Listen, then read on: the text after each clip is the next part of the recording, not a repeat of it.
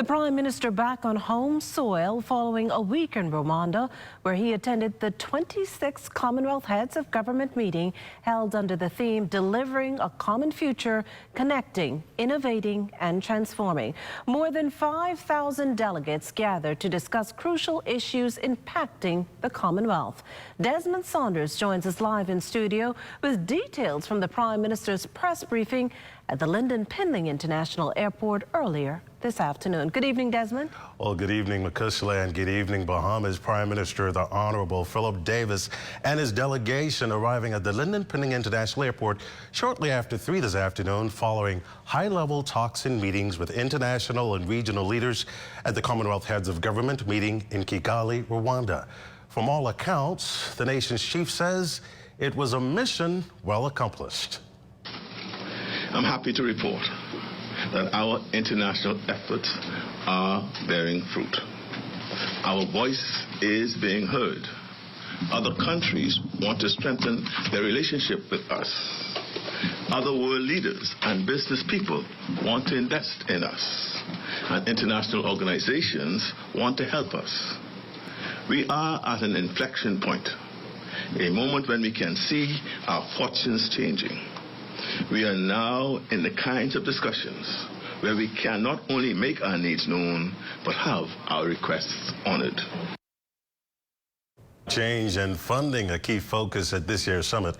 The Prime Minister reiterating the plea for action to combat climate change.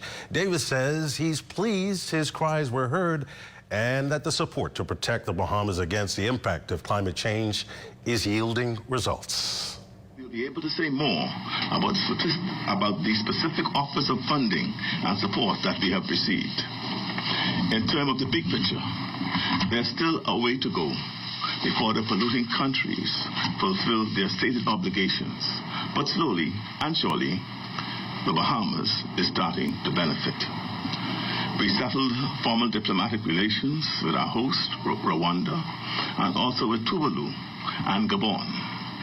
We are grateful to the President of Rwanda, who conferred special courtesies upon us. On the first day we were there, we were honored when he invited me to accompany him into the opening session and referred to the Bahamas as his special guest. New healthcare challenges securing energy supplies. The rights and welfare of young women and young people were also highlighted. I was proud to see the Office of the Spouse so prominently engaged in the women's forums. Issues, especially affecting women in the Bahamas, were well represented, from ways to better and fairer employment to dealing with issues of gender-based violence.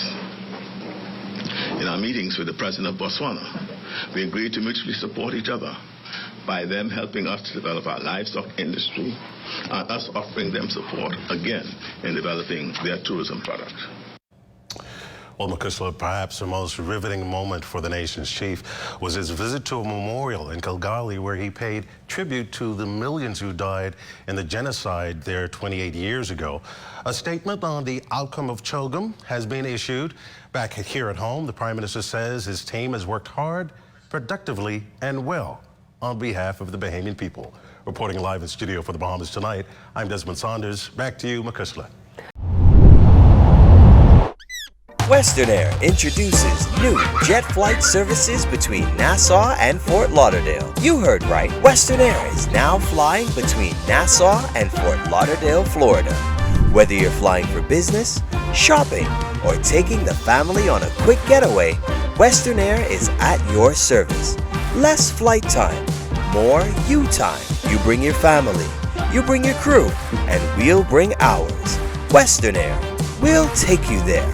Now jetting to Fort Lauderdale, Florida. Ladies and gentlemen, welcome to Fort Lauderdale.